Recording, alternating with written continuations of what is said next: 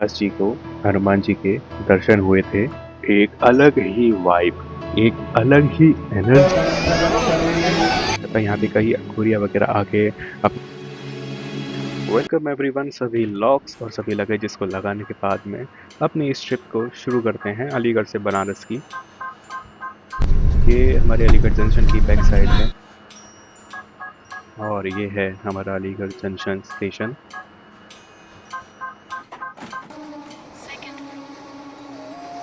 यहाँ पे ऑटोमेटिक का मैनुअल हो रहा था, मशीन खराब थी, इसी वजह से भैया साइड से मैनुअली पानी भर रहे थे। और फाइनली अपनी लेट होने की लेगेसी को कंटिन्यू करते हुए हमारी ट्रेन कुल मिला के 10 मिनट लेट थी लेकिन आ गई।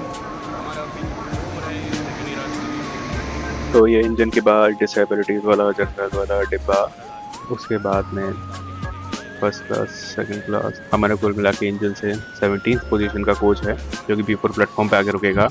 और ये गया हमारा डिब्बा। कंटिन्यू करते हैं।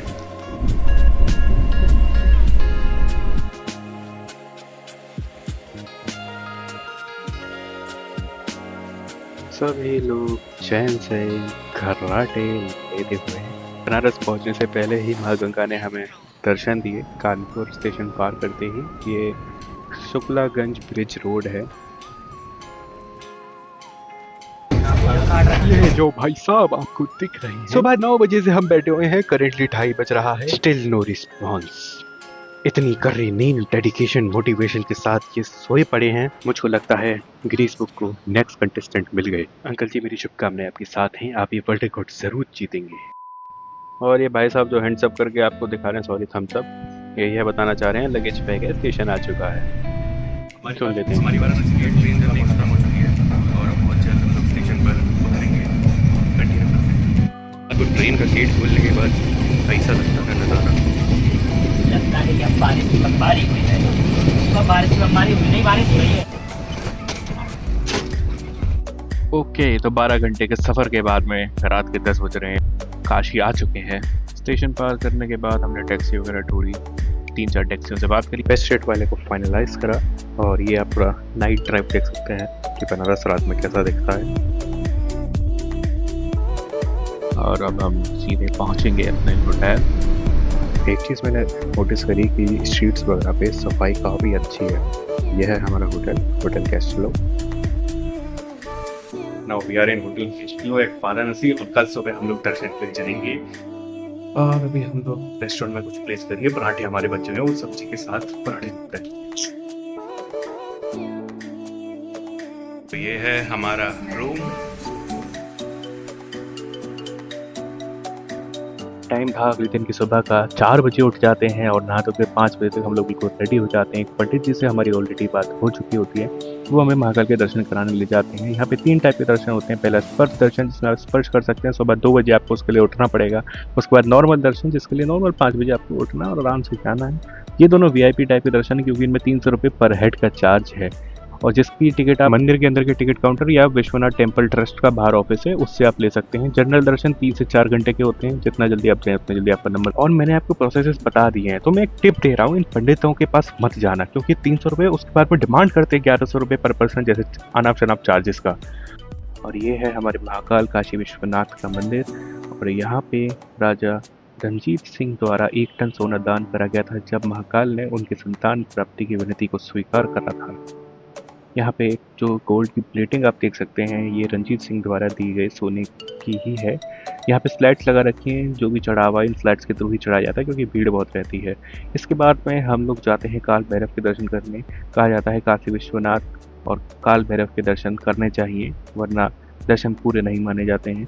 यहाँ पे चढ़ावे के तौर पे शराब चढ़ाई जाती है। हमने भी जो थाली ली थी पूजा की, उसमें भी प्रसाद के तौर पे शराब थी और वो हमने उनको अर्पित करी थी। ये फुटेज हमने मोदी जी के चैनल से लिए, क्योंकि भीड़ बहुत ही ज़्यादा थी, बहुत ही ज़्यादा रश था। पुलिस भी बहुत मुश्किल से कंट्रोल कर पा रही थी। तो अगर आप जाएँ तो थोड़ा सावधानी से जाएँ, पानी वानी पी के जाएँ, क्योंकि गर्मी की वजह से प्रॉब्लम हो सकती है। और फिर वहाँ से हम लोग आकर ब्रेकफास्ट करा हमने होटल में, क्योंकि हम सुबह 5 बजे ही निकल गए थे। ओए राजू, इधर तो सिगरेट हो रहा है, मेरे फायर एक्सटिंग्विशर। क्योंकि नदियों के किनारे हवा अच्छी होती है, तो ओरिएंटल फैंस, हवा ऐसी 80 घाट जैसी। ये पार्किंग है और ये मार्केट है। उस रूट के बीच में जो दशाश्वमेध घाट है गंगा जी का, उससे पहले पार करके इस मार्केट को जाना है। ये आप देख सकते हैं मोस्टली जो ये बिल्डिंग है ना, ये रिजेंबल करती हैं मेन काशी विश्वनाथ टेम्पल के रंग से।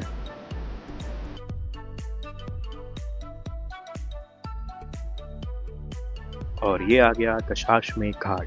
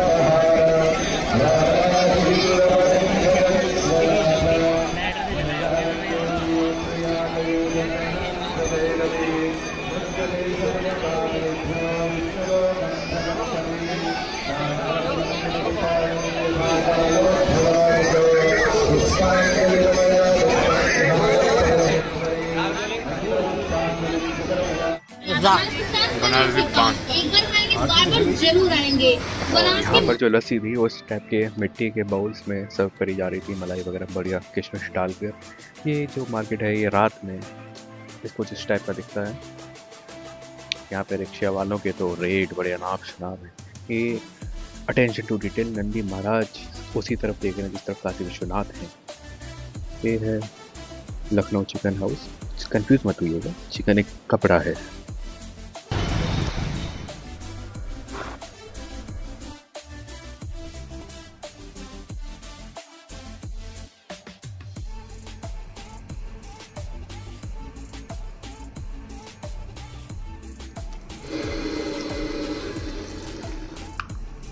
This is the second day. Good morning everyone, and right now it's 5:30 in the morning. और आज हम लोग कहाँ जाएंगे? आज हम संकट मोचन मंदिर जाएंगे। मगर उससे भी पहले हम लोग ब्रेकफास्ट करने जाएंगे नीचे। और तो आज लोकेशन वाइज सबसे पहले हम लोग जाएंगे क्रीम को, और उसके बाद हम लोग जाएंगे धनवंतरी कूप, और उसके बाद में हम जाएंगे संकट मोचन मंदिर। तो ठीक है, इस सफ़र को शुरू करते हैं। सबसे पहले हम लोग जा रहे हैं क्रीम को। यह कुंड आज से 400 साल पहले किन्हीं अघोरी द्वारा यहाँ पे स्थापित करा गया था। यहाँ पे कई अघोरिया वगैरह आके अपनी पूजा साधना करते हैं। यहाँ के बारे में विशेषता यह है कि अगर आप 4 से 5 डुबकी मारते हैं तो स्किन डिजीजेस क्योर हो जाते हैं। यह है यहाँ की मान्यता है। और जो भी कपड़े आप पहन के आएंगे और नहाएंगे उन कपड़ों को आप यहीं पे छोड़ के जाएंगे। जैसा कि आप रेलिंग पर देख सकते हैं, लोग जो वस्त्र धारण करके आए थे उनको वह यहीं छोड़ गए। इसके बाद में हम लोग जाते हैं धनवंतरी कूप। धनवंतरी कूप, कूप का मतलब होता है कुआं। यह एक कुआं है। यहाँ की विशेषता यह है कि यदि इस कुएं का जल आप लोग पीते हैं तो जितने भी डिसीज़ होते हैं सभी तरह के डिसीज़ इससे क्योर हो जाते हैं। बोतलों में भर भर के लोग ले जाते हैं। यह बताया जा रहा था कि 42 दिन तक यहाँ का पानी पीजिए, किसी भी तरह का रोग वगैरह आपको है उससे आप मुक्त हो जाएंगे। आप अपनी बोतल में थोड़ा सा पानी डाल दीजिए, जैसा भी आपको सही लगे। और इसके बाद हम लोग जाएंगे हमारे राम जी के प्रिय हनुमान जी, हमारे बालाजी के मंदिर संकट मोचन मंदिर। तो ये है संकट मोचन मंदिर का एंट्री गेट। यहाँ पे फोटोज वीडियोस अलाउड नहीं थे, ये ऑनलाइन एक्सट्रैक्टेड क्लिप्स हैं। यहाँ पे 5.5 एकड़ के एरिया में ये सभी कदम के पेड़ हैं। माना जाता है तुलसीदास जी को हनुमान जी के दर्शन हुए थे। संकट मोचन मंदिर के अंदर कल्प वृक्ष हैं जिनके बारे में कहा जाता है कि स्वयं तुलसीदास जी यहाँ पर रोज सुबह जल चढ़ाया करते थे। और एक दिन कल्प वृक्ष प्रसन्न होकर तुलसीदास जी से कहते हैं कि आप मुझसे एक वरदान मांगिए। तो तुलसीदास जी कल्प वृक्ष से कहते हैं कि मुझे श्री राम से मिलवा दीजिए। इसके उत्तर में कल्प वृक्ष कहते हैं कि मैं श्री राम से नहीं, लेकिन उनसे मिलवाने वाले श्री हनुमान से आपकी मुलाकात ज़रूर करा सकता हूँ।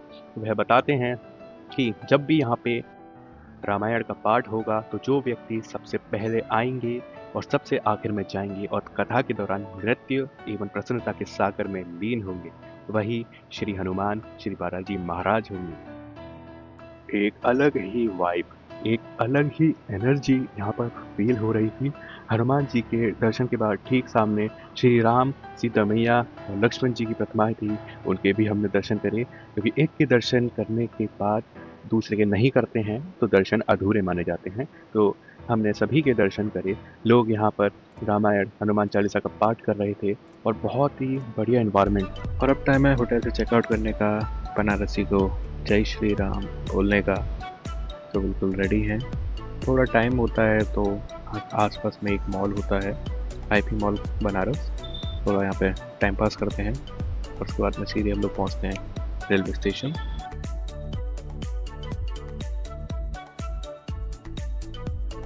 धन्यवाद। May I have your attention, please?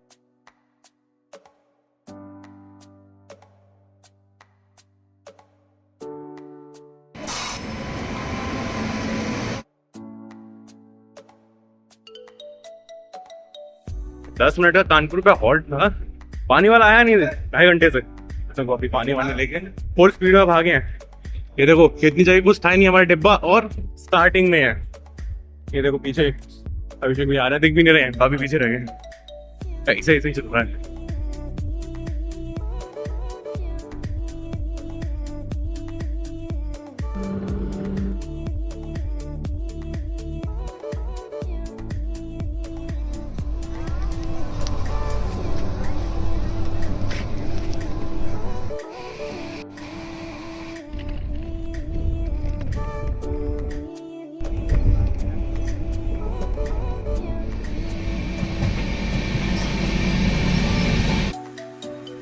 So back to Aligarh station, घर पहुंच चुके हैं। इस वीडियो को लाइक करिएगा और थैंक्स फॉर वाचिंग, सब्सक्राइब करिएगा, शेयर करिएगा। आगे मिलते हैं किसी मज़ेदार वीडियो या एक स्टोरी लॉग के साथ। Thanks for watching.